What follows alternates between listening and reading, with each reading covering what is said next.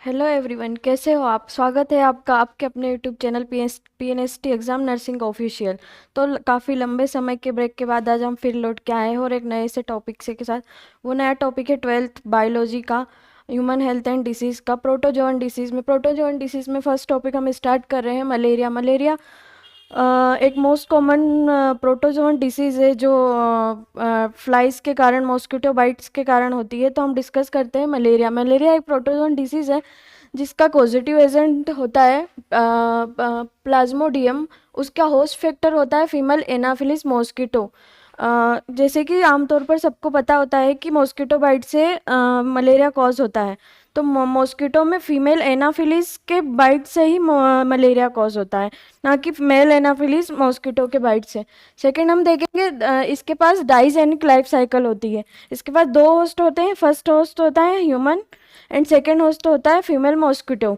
ये ह्यूमन जो होता है इसमें एसेक्सुअल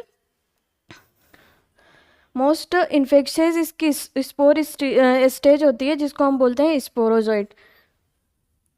ठीक है। उसके बाद फीमेल मॉस्किटो में क्या करता है, ये सेक्सुअल रिप्रोडक्शन के थ्रू इसकी लाइफ साइकिल कंप्लीट करता है। देन हम देखेंगे कि ह्यूमन होस्ट में क्या करता है, एसेक्सुअल रिप्रोडक्शन से इसकी लाइफ साइकिल कंप्लीट करता है। अब जो पॉजिटिव एजेंट होता है प्लाज्मोडियम, जो पॉजिटिव एजेंट होता है मलेरिया का, उसके कुछ टाइप्स पाए जाते हैं। जैसे कि फर्स्ट टाइप है प्लाज्मोडियम वाइवेक्स।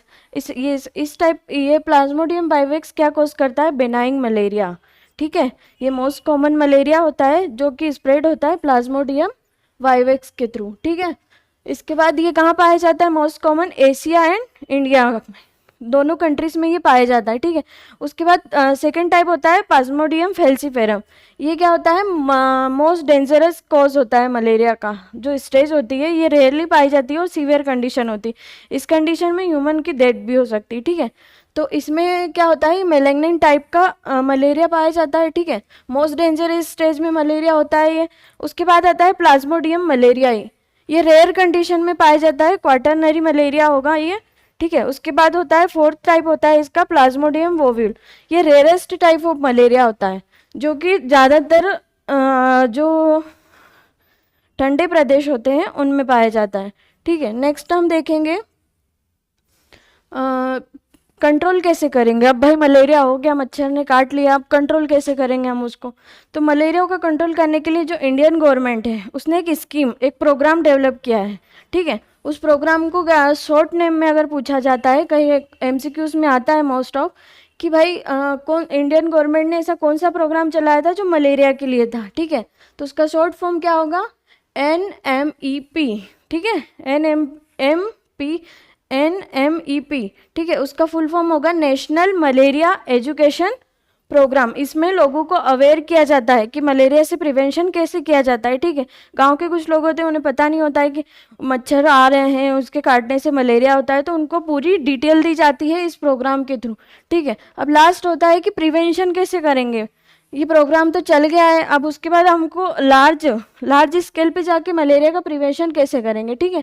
तो उसमें क्या करेंगे, हम यूज़ करेंगे, किसका यूज़ करेंगे, नेचुरल जो एनामिलिस होते हैं, जो मॉस्किटो एनामिलिस की लार्वा और प्यूपा, जो उसकी स्टेज होती है, स्टार्टिंग स्टेज होती है। ठीक है।